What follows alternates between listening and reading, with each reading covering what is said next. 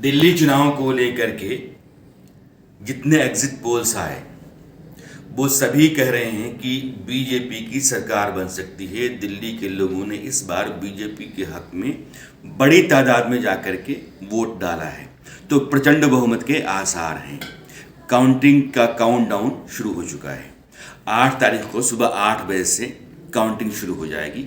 दोपहर 12 बजे के आसपास आपके पास तस्वीर साफ हो जाएगी कि दिल्ली में अगली सरकार कौन बनाने जा रहा है। उसमें 2 विकल्प आते हैं। आम आदमी पार्टी जो पिछली 2 बार से सरकार में है, वो सरकार आगे अपनी बहाल या बनाए रखेगी, या फिर बीजेपी जिसको सत्ता से बाहर दिल्ली में गए हुए 27 साल हो गए हैं, उसकी वापसी होगी। एग्जिट पोल्स के मुताबिक अगर नतीजे आते हैं, इसका मतलब यह है कि बीजेपी ने अरविंद केजरीवाल की सरकार को सत्ता से बेदखल करके अपनी सरकार दिल्ली में बना ली।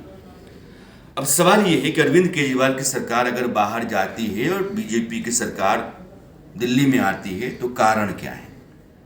अरविंद केजरीवाल ने कहा कि दिल्ली मॉडल जो है वो गवर्नेंस का बेस्ट मॉडल है जी, और हमने गरीबों के लिए, लोगों के लिए बेइंतहा काम किया।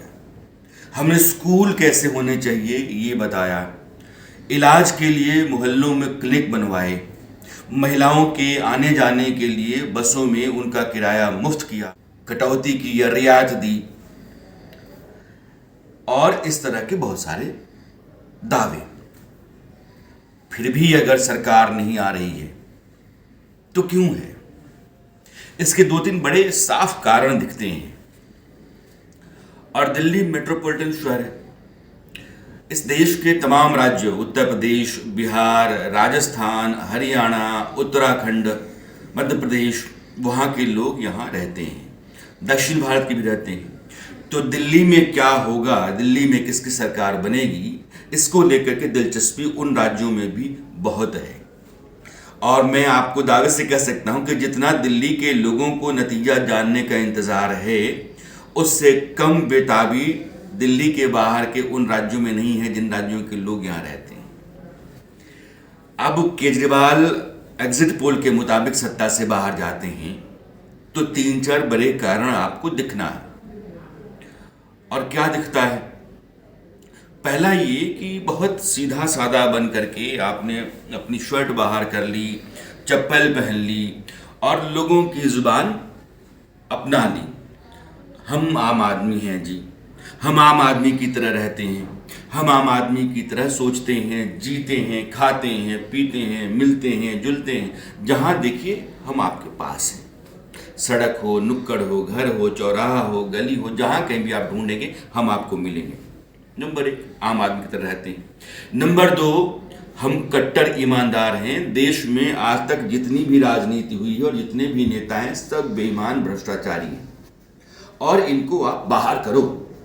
अगर ये रहते हैं तो देश लूट मारेंगे और देश का बंटाधार हो जाएगा। हमारा, आपका भविष्य, बच्चों का भविष्य बंद कुंद। हम ईमानदार लोग हैं। आपकी पाई पाई का हिसाब देंगे, आपकी पाई पाई आपके लिए लगाएंगे। नंबर 2। नंबर 3 ये था कि हमने एक मॉडल जो बनाया, उस मॉडल के आधार पर देश में अगर हम जीत करके आ जाएं, यानी कि दिल्ली की ज़मीन जैसे बड़ी हुई आम आदमी पार्टी के लिए, तो पंजाब में हम आ गए, हमने गोवा में, गुजरात में बहुत अच्छा कर दिया। अब हमारे लिए देश भर में जाने की संभावना है, लोगों ने पसंद किया है। ये मॉडल जो है, ये अगर हिंदुस्तान का मॉडल हो जाए तो हिंदुस्तान तरक्की के रास्ते पर बहुत आगे निकल जाएगा। और इन तीनों चीज़ों पर लोगों का भरोसा टूटा है अगर एग्जिट पोल ही नतीजों में बदलते हैं तो।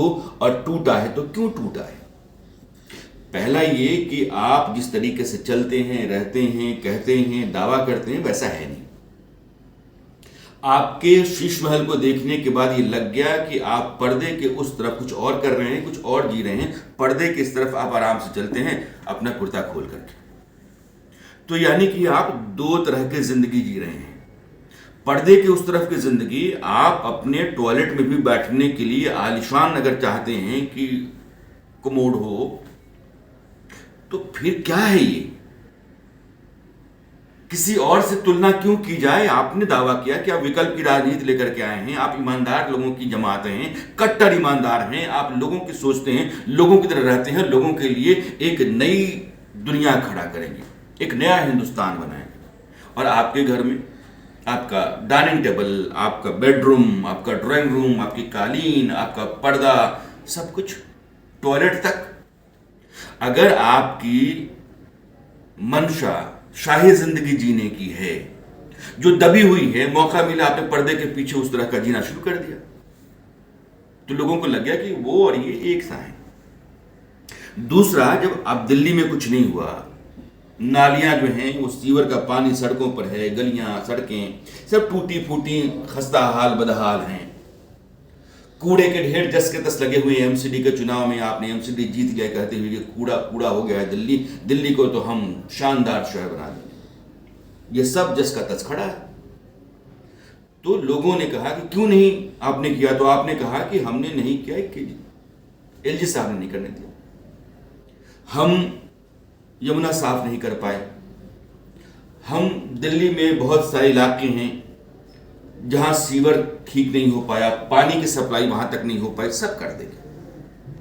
लेकिन एलजी साहब के चलते बहुत सारा लफड़ा रह गया। कुछ दिन हमने कोई जेल में डाल दिया इन लोगों ने, और बाकी लफड़ा जो है वो एलजी साहब के चलते रहा। लोगों ने कहा अगर एलजी साहब ही लफड़ा कर रहे हैं, आप कुछ नहीं करें और नहीं करने के लिए ठीक रहा एलजी साहब को फोड़ते रहे हैं, तो फिर भैया आप चलिए उन्हीं के आदमी को लाते हैं। नंबर एक, ये एलजी साहब वाला जो मामला है वो इनके ऊपर उल्टा पड़ा है, तो शीश महल एलजी साहब। तीसरा हो गया कि आप कह रहे हैं कि हरियाणा से जहर जो है हरियाणा की सरकार ने दिल्ली में भेजा। अब जिस दिल्ली जल बोर्ड के हवाले से उसके इंजीनियरों की बिना पर आप कह रहे हैं, वही दिल्ली जल बोर्ड कहता है कि भैया ये तो गलत है, भ्रामक है, ये तो मामला ठीक नहीं है, ऐसा नहीं है जो केजरीवाल कह रहे हैं। तो लोगों को लगा झूठ बोलने की भी इंतहा होनी चाहिए। अब ऐसा भी झूठ मत बोलो कि मतलब उजाले में ही अंधेरा ठूस रहे हो। लोगों को लगा कि ये ज्यादा है, ये भी ठीक नहीं है। और चौथी बात ये है कि आपने जो अपने ग्राउंड पे लोगों को बनाने के लिए, उनको अपना वोट बैंक में तब्दील करने के लिए काम किया, उसमें फर्जीवाड़ा कई जगहों पर दिखा। एक मकान है, वहां 40 लोग रहते हैं, 40 लोगों में से एक आदमी नहीं रह रहा है, और वोटर जो लिस्ट है उसमें सबके नाम है। तो हुआ कि आप गलत कर रहे हैं। आप लीक से हटकर चलने वाली विकल्प की राजनीति की जगह पर अपना उल्लू सीधा करने का ही काम करते रहे हैं। आप ठीक वही हैं जो बाकी दल हैं, तो फिर आप सेम जमीन पर आकर के बात कीजिए। और जब आपके लड़ने की जमीन बराबर हो गई, जो बाकी दल हैं वैसे आप ही हैं, तो होता कि फिर बेहतर कौन? अब बेहतर में जाहिर है कि नरेंद्र मोदी की पार्टी ने इस बार बताया कि ये पार्टी ने 10 साल में दिल्ली का बंटाधार किया है। नरेंद्र मोदी दावा करते रहे कि आप यकीन मानिए कि जो योजनाएं चल रही हैं चलेंगी ही, लेकिन दिल्ली की शक्लो सूरत हम बदल देंगे, मेरी गारंटी। और जाहिर है नरेंद्र मोदी की अपनी क्रेडिबिलिटी है, उनकी यूएसपी है, और उनकी साख आज भी देश में जस की तस बरकरार है। दिल्ली के लोगों ने कहा कि भाई ठीक है, जो नहीं हो सका उसके लिए, जो जीना चाहिए था नहीं जी सके उसके लिए, जो करने का दावा करते रहे और आप ठीक उसके उलट दिखते रहे उसके लिए आपको जाना चाहिए। और नरेंद्र मोदी अगर कह रहे हैं तो एक बार उनको भी आजमाना चाहिए। तो 27 साल में बीजेपी फिर से अगर दिल्ली में आती है, तो अरविंद केजरीवाल ने अपने कहे और किए के बीच में जो बहुत बड़ा अंतर रखा, वो जैसे ही पर्दा हटा अंतर दिखा, लोगों को अचंभा हुआ और वो सख्ते में आए। और 1.5-2 साल के भीतर, चाहे शराब घोटाला हो, चाहे एलजी के साथ लड़ाई हो, या यमुना का मामला हो, दिल्ली का पोल्यूशन हो, या फिर शीश महल हो, ये सब मिलकर के एक इमेज गढ़ते हैं। और इमेज गढ़ते हैं कि ये पार्टी जो है वो है ही नहीं, जो कहती है, दावा करती है, फरेब है। और फिर उसके बाद जनता जनता होती है, उसका मोहभंग जहां भी हुआ वो किसी को भी अर्श से फर्श पर ला सकती है। और ये बाकी दलों के लिए भी एक सिग्नल है, उनके लिए भी मैसेज है कि जब आप काम करने का दावा करते हैं और काम नहीं करते हैं और कहते हैं कि मैं बेहतर करूंगा और बेहतर सिर्फ अपना अपना करते रहते हैं, और जिस दिन आपकी पोल पट्टी खुलती है उस दिन आपके लिए झोला और आपका बोरिया बांधा हुआ तय मानिए जनता कर देगी। इसलिए अब अगर मैं फिर से कहता हूं, एग्जिट पोल के मुताबिक अरविंद केजरीवाल की सरकार जाती है तो ये सारे कारण उसके लिए जिम्मेदार हैं।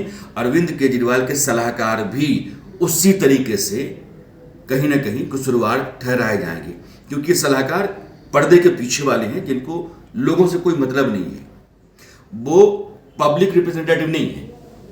कहीं से आए, कोई ठेकेदारी कर रहा था, कोई कंपनी चला रहा था, कोई कुछ और कर रहा था, वो पर्दे के पीछे बैठ करके आपको बताएंगे कि आपको क्या करना चाहिए। तो ये जितने बयान और जितनी तैयारियां होती हैं ये सब वहां बनती हैं जिनका कुछ लेना देना नहीं है, तो वो भी बड़े वाले हैं गुनाहगार। तो इसलिए अब तो काउंटडाउन चल रहा है, कुछ घंटे बाकी हैं। कल सुबह 8 बजे से लेकर के दोपहर 12 बजे तक आपके पास दिल्ली में किसकी सरकार, ये सूरत साफ हो जाएगी। नमस्कार।